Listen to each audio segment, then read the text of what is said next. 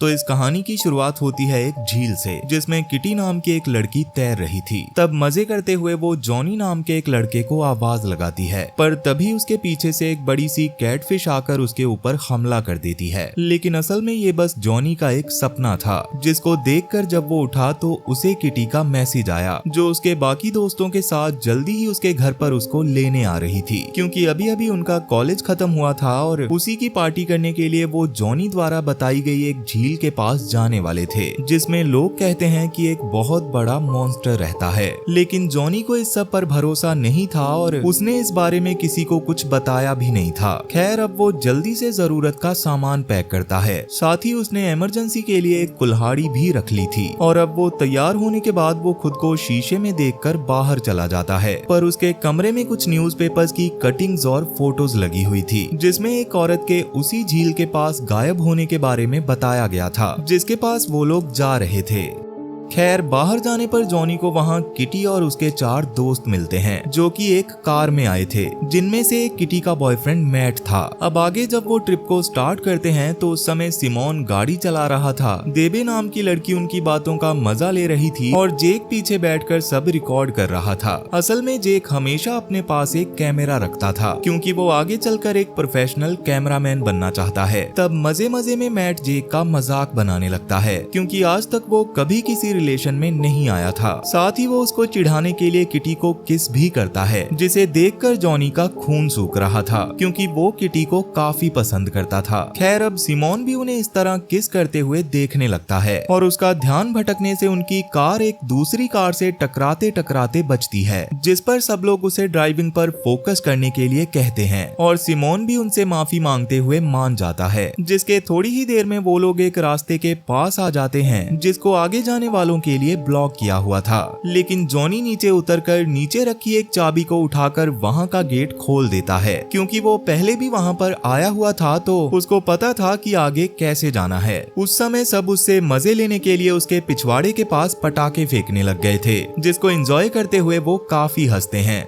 इसके बाद जब जॉनी कार के पास वापस आता है तो किटी उससे फ्लर्ट करते हुए उससे बात करती है, जो जॉनी को भी काफी अच्छा लग रहा था। लेकिन तब मैट के बीच में आ जाने की वजह से उन्हें रुकना पड़ता है और बाद में वो आगे झील के पास पहुंच जाते हैं। वहां पर बहुत मस्त बीच और एक छोटा सा जंगल था, जहां आने का एक्सेस सिर्फ जॉनी की फैमिली और गवर्नमेंट के कुछ लोगों के पास ही था, क्योंकि वो लैंड जॉनी के ग्रैंडफादर का था। खैर, अभी वो लोग अपने लाए हुए सारे सामान को लेकर पास की एक बोट के पास चले जाते हैं, जिसकी मदद से वो झील में जाकर झील का मजा लेने वाले थे। अब जेक वापस से सबके ऊपर कमेंट्री करते हुए सब रिकॉर्ड कर रहा था और बाकी सब लोग बोट को उतारकर झील के पास ले जा रहे थे। मगर किटी उस समय थोड़ा सा परेशान थी, क्योंकि उसके मोबाइल में सिग्नल नहीं आ रहे थे। मगर तब जॉनी उसके पास आकर उससे बात करता है और उसको एक लॉकेट देता है, जो बुरी चीजों से लोगों की रक्षा करता था। किटी को भी ये सब काफी अच्छा लगता है, पर अभी वो जॉनी को उसका लॉकेट अपने पास ही रखने को कहती है और बाकियों के साथ बातें करने लगती है। तब तक वहाँ पार्क नाम का एक आदमी आ गया था, जो जॉनी के ग्रैंडफादर के लिए काम करता था और उसको वहाँ पर रहकर देखरेख करनी होती है कि कोई उस झील में ना जा पाए, क्योंकि उस झील में कुछ तो है जो बहुत खतरनाक है और उसी के बारे में जॉनी को भी पता लगाना है। पार्क के हिसाब से जॉनी का उसके दोस्तों के साथ उस झील में जाना उसकी सबसे बड़ी गलती थी, मगर जॉनी पार्क को यकीन दिलाता है कि उसको और उसके दोस्तों को कुछ नहीं होगा, क्योंकि उसके हिसाब से लोगों ने बस इस झील के बारे में अफवाहें फैला रखी हैं और जैसा लोग कहते हैं वैसा उस झील में कुछ भी नहीं है।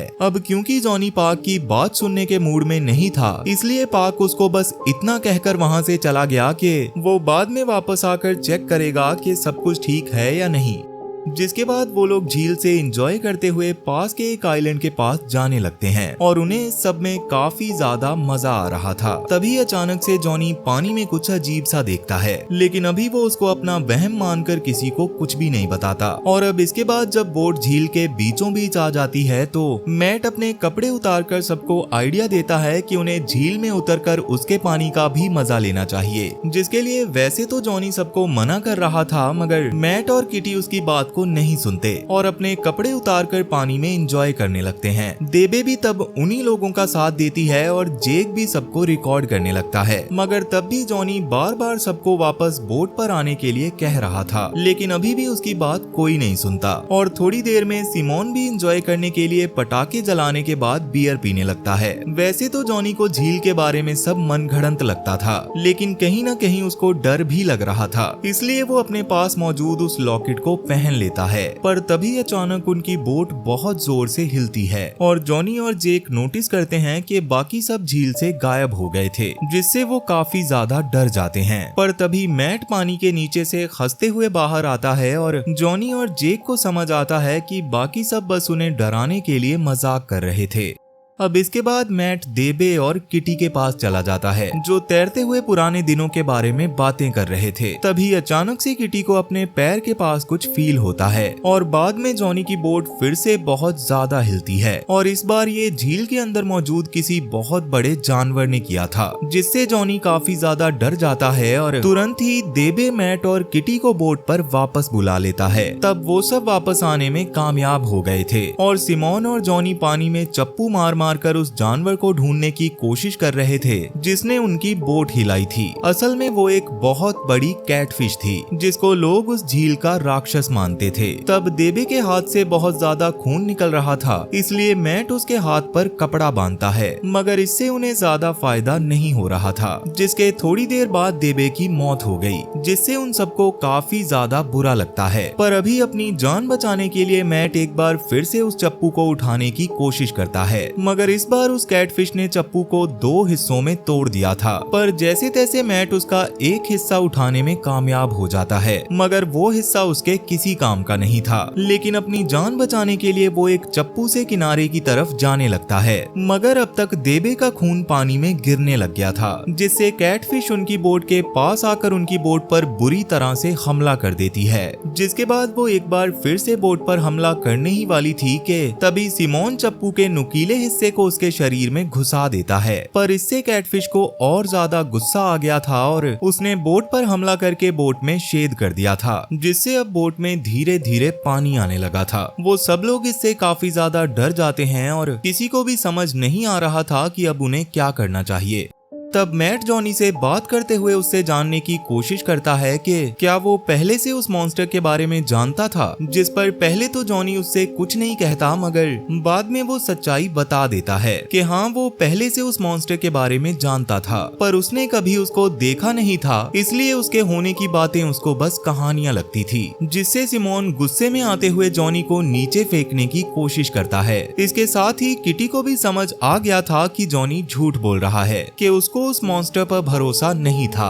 वो उस मॉन्स्टर के बारे में सच्चाई जानता था, इसीलिए वो किटी को वो लॉकेट देने की कोशिश कर रहा था ताकि उसकी जान बच सके और जब वो मॉन्स्टर मैट को मार दे तो जॉनी किटी के साथ हो सके। पर अभी किसी के पास भी इस सब के बारे में बात करने का टाइम नहीं था, इसलिए मैट देवे की बॉडी को पानी में फेंकने का फैसला करता है ताकि उससे मॉन्स्टर का ध्यान भटकाया जा सके, जिससे उन्हें वहाँ से निकलने का टाइम मिल सकता था। हालांकि किटी को देवे की बॉडी को ऐसे पानी में किसी कैटफिश के हवाले करते हुए अच्छा तो नहीं लग रहा था, पर फिलहाल कोई और रास्ता ना होने की वजह से वो भी जैसे तैसे खुद को मना लेती है और वो सब देबे की बॉडी को पानी में फेंक देते हैं, जिसके अगले ही पल वो कैटफिश उसको अपने साथ पानी के अंदर ले गई थी और बाकी सब जल्दी से अपने हाथों से ही पैडल करते हुए बोट को किनारे की ओर ले जाने की कोशिश करने लगे। मगर थोड़ी ही देर में वो कैटफिश बोट के पास वापस आ गई थी, जिसे देखकर मैट और सिमोन उनके साथ लाए गए फ्रिज के गेट को तोड़कर उससे पैडल करने की कोशिश करते हैं, लेकिन वो कैटफिश उनके गेट्स को भी पानी में खींच लेती है और वापस से बोट पर हमला करने की तैयारी करने लगती है। तब उसका ध्यान भटकाने के लिए वो लोग फ्रिज का सारा खाना पानी में डाल देते हैं, लेकिन उस कैटफिश को उसमें कोई दिलचस्पी नहीं थी। उन सबको कहीं ना कहीं ये बात समझ आ गई थी कि उन्हें किसी भी हाल में कैटफिश का ध्यान भटकाना ही पड़ेगा, क्योंकि इसके बाद ही वो लोग वहाँ से निकल सकते थे। तब जेक सबको आइडिया देता है कि उन्हें जॉनी को पानी में फेंक देना चाहिए, क्योंकि उसकी वजह से ही वो लोग इस जगह पर फंस चुके थे। मगर किटी इसके लिए साफ मना कर देती है। वो तो उल्टा जेक को ही पानी में फेंकने के इरादे में थी, जिससे अब उन सब में बहस होने लगी थी कि किसको पानी में फेंककर उस मॉन्स्टर का ध्यान भटकाया जाएगा। तब सब लोग अपनी अपनी लाइफ के गोल्स भी बताते हैं। जैसे सिमोन मॉडल बनना चाहता था, किटी सिंगर बनना चाहती थी और जेक सिनेमेटोग्राफर बनना चाहता था। मगर जॉनी इस पर कुछ भी नहीं बोलता। और तब सब लोग वोट करते हैं कि किसको पानी में फेंकना चाहिए, और सबसे ज्यादा वोट उस समय जॉनी को मिले थे। इसलिए ना चाहते हुए भी जॉनी को पानी में कूदना पड़ता है, और अब वो मॉन्स्टर भी उसकी ओर आने लगा था। लेकिन बाकी लोगों का ध्यान बस बोट को कैसे भी किनारे तक ले जाने पर ही था। तब जॉनी भी एक बार डाइव मारकर पानी से बाहर आता हुआ दिखाई देता है, लेकिन दूसरी डाइव के बाद झील में उसका कोई भी नामो निशान नहीं रहा, जिससे सबको लगने लगा कि मॉन्स्टर ने जॉनी को भी जान से मार दिया होगा। जिससे किटी को सच में काफी ज्यादा बुरा लगता है, क्योंकि कहीं ना कहीं वो जॉनी को एक बहुत अच्छा इंसान मानती थी।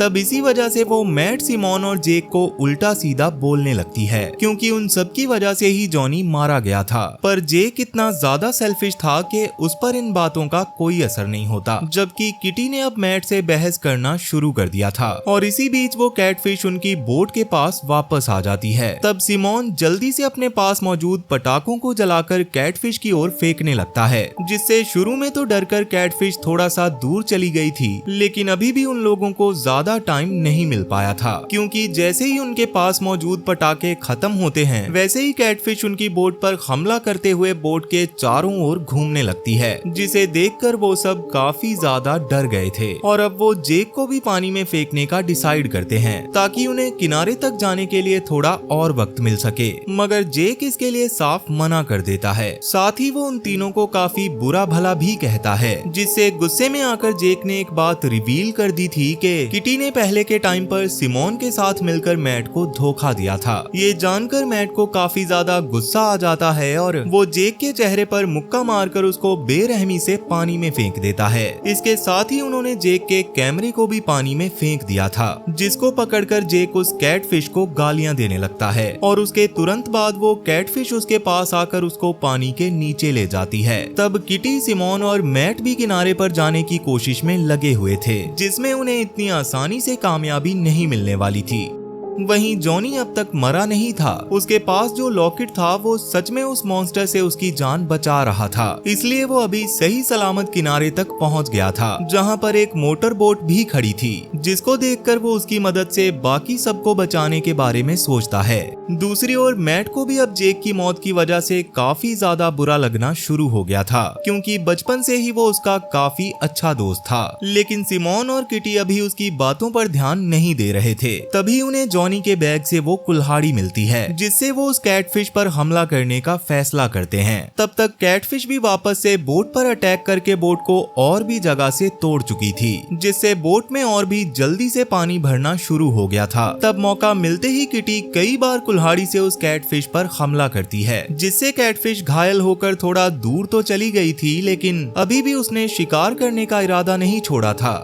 मगर तभी वहां पर जॉनी मोटर बोट लेकर आ जाता है, जिसको देखकर सब लोग काफी ज्यादा खुश हो जाते हैं। तब शुरू में तो जॉनी उन लोगों को काफी ज्यादा सुनाता है, क्योंकि उन्होंने उसको पानी में कूदने पर मजबूर कर दिया था। मगर जब वो तीनों उससे माफी मांगते हैं तो जॉनी उनकी तरफ एक रस्सी फेंकता है, जिसको उन्होंने अपनी बोट पर बांध लिया था। और अब प्लान ये था कि जॉनी उनकी बोट को खींचकर अपने साथ किनारे तक ले जाएगा, लेकिन ये इतना ज्यादा आसान नहीं होने वाला था, क्योंकि कैटफिश ने इस बार जॉनी की बोट पर एक जोरदार हमला कर दिया था, जिसकी वजह से उसकी बोट पानी में घूमने लग जाती है और उसका गला उसी रस्सी में फंस जाता है, जिसको उसने मैट और बाकी सबकी बोट पर बांध रखा था। तब उसको फ्री करने के लिए किटी उस रस्सी को काटना चाहती थी, लेकिन सिमोन और मैट उसको ऐसा करने नहीं देते और जॉनी इस सब में सच में मारा जाता है। उसकी बोट भी पानी में पलट चुकी थी और सिमोन और मैट उसकी बोट को सीधा करके अपने पास खींचने की कोशिश कर रहे रहे थे, लेकिन इसमें वो लोग कामयाब नहीं होते, जिससे उनका मूड काफी ज्यादा खराब हो जाता है। मगर तब तक वो कैटफिश वहाँ से जा चुकी थी, जिसके थोड़ी देर बाद अचानक से जॉनी की बॉडी पानी के ऊपर आ जाती है, जो कि सच में काफी ज्यादा अजीब था, क्योंकि उस कैटफिश को अब तक उसकी बॉडी को खा जाना चाहिए था, पर कैटफिश उस बॉडी के पास आने के बाद भी उसको खाने की कोशिश नहीं कर रही थी। ये देखकर सिमोन जल्दी से बोट का एक हिस्सा तोड़ता है और उससे पैडल करते हुए बोट को किनारे तक ले जाने की कोशिश करने लगता है। जब तक जॉनी की बॉडी उनकी बोट के पास थी, तब तक उस कैटफिश ने भी उन पर हमला नहीं किया था, जिससे सबको लगने लगा कि कैटफिश का पेट भर गया है, इसलिए वो थोड़ा सा स्लोली पैडल करने लगते हैं। और मैट अब वापस से जेक को याद करने लग गया था, पर तभी उसको जेक की वो बात भी याद आती है जब उसने बताया था कि सिमोन और किटी मिलकर उसको धोखा दे रहे थे। ये बात जानकर मैट को काफी ज्यादा गुस्सा आने लगता है और वो किटी और सिमोन से इस बारे में बात करता है, और उन दोनों ने भी इस सब को एक्सेप्ट कर लिया था, जिससे मैट गुस्से में आकर सिमोन से लड़ाई करने लगता है। पर बाद में उन दोनों को रियलाइज होता है कि कहीं न कहीं किटी उन दोनों को ही धोखा दे रही थी, इसलिए वो लोग किटी को पानी में फेंकने का फैसला करते हैं, क्योंकि वो कैटफिश अब वापस से उनके पास आने लगी थी। तब किटी मैट को काफी ज्यादा मैनिपुलेट करने की कोशिश करती है, जिसका असर शुरू में तो मैट पर होने भी लगा था, पर फाइनली वो किटी को पानी में फेंक देता है। तब किटी बोट पर वापस आने की कोशिश भी करती है, लेकिन मैट उसके हाथ पर कई बार हमला करके उसे बोट पर आने नहीं देता, और जल्दी ही किटी भी पानी के अंदर गायब हो जाती है। पर अभी भी मैट का गुस्सा सिमोन पर कम नहीं हुआ था, और वो किनारे से थोड़ा दूर पहुंचने पर फिर से सिमोन से लड़ने लगता है, जिसके दौरान सिमोन के सर पर चोट लगने की वजह से वो पानी में गिर गया था। लेकिन मैट उसको पूरी तरह से जान से मारना नहीं चाहता था, इसलिए वो पानी में कूदकर उसको बोट पर ले जाने की कोशिश करता है। मगर तब तक कैटफिश उनके पास वापस आने लग गई थी और उनकी बोट भी लगभग पानी में डूब चुकी थी। पर उसके बाद भी मैट सिमोन को नहीं छोड़ता और उसे लेकर किनारे की ओर जाने लगता है, जबकि सिमोन बस अपनी जान बचाना चाहता था। इसलिए जैसे ही कैटफिश उनके पास आती है, वैसे ही सिमोन मैट को उसके सामने कर देता है, जिससे कैटफिश मैट को खाने लगती है और सिमोन वहां से किनारे की ओर जाने लगता है। वहीं अब तक किटी भी तैरते हुए किनारे तक आ गई थी, और तब एक पास्ट सीन से पता चलता है कि असल में किटी जब पानी में गायब हुई थी तो उसको वो कैटफिश अंदर लेकर नहीं गई थी, बल्कि वो खुद ही पानी के अंदर चली गई थी। उस वक्त वो तैरते हुए जॉनी की डेड बॉडी के पास पहुंची और उसने जॉनी की गर्दन से वो लॉकेट लेकर अपने पास रख लिया, जिसकी वजह से उस कैटफिश ने किटी का पीछा छोड़ दिया था। पर जैसे ही किटी किनारे पर आती है, वैसे ही उसके पीछे पीछे सिमोन भी आ जाता है, जिसने किटी को देखते ही उसको पकड़ लिया था और वो उसको काफी बुरा भला बोलने लगा। लेकिन उससे अपना पीछा छुड़वाने के लिए किटी उसको वापस से अपनी बातों में फंसाते हुए बोलने लगी कि वो सच में हमेशा से सिमोन से ही प्यार करती थी, और ये बोलते ही किटी ने सिमोन को किस करना शुरू कर दिया। लेकिन इसी बीच सिमोन अचानक से उसके गले में मौजूद लॉकेट को पकड़कर उसे जान से मारने की कोशिश करने लगता है, क्योंकि उसको अब किटी के ऊपर भरोसा नहीं था, और मैट की मौत की जिम्मेदार भी वो कहीं न कहीं किटी को ही मान रहा था। मगर लॉकेट का धागा टूटने से किटी को वहां से भागने का मौका मिल जाता है, पर सिमोन उसको वापस से पकड़कर उसको पानी में डुबाकर खत्म कर देता है। पर तभी किनारे के पास एक कार आ गई थी, जो किसी और की नहीं बल्कि पार्क की थी। वो सिमोन को देखकर उससे जॉनी के बारे में पूछता है, जिस पर सिमोन उससे झूठ बोलने की कोशिश करता है। लेकिन पार्क को इससे बहुत ज्यादा गुस्सा आ गया था, क्योंकि जेक का कैमरा पानी में बहते हुए किनारे तक आ गया था, जिसको पार्क ने अपने पास रख लिया था, और उससे ही उन्हें पता चल गया था कि सिमोन ने ही जॉनी को पानी में फेंक दिया था। इसलिए वो सिमोन को पानी से बाहर आने नहीं देता और उसके पैर पर गोली मार देता है। तब सिमोन अपनी जान बचाने के लिए वापस से झील में चला जाता है, लेकिन वो लॉकेट उससे पानी में गिरकर ही किनारे पर आ जाता है, जिसके अगले ही पल कैटफिश वहां आकर उसे अपने साथ पानी के अंदर ले जाती है। और इसी के साथ ये कहानी यहीं पर खत्म हो जाती है। तो वीडियो पसंद आई हो तो वीडियो को लाइक जरूर करना, और अगर तुम इस चैनल पर पहली बार आए हो तो जल्दी से इस चैनल को सब्सक्राइब कर लो, क्योंकि मैं अक्सर ऐसी इंटरेस्टिंग वीडियोस आपके लिए लाता रहता हूँ। तो चलो, मैं अब आपसे मिलूंगा ऐसी ही एक और इंटरेस्टिंग वीडियो के साथ, और तब तक के लिए टाटा और गुड बाय।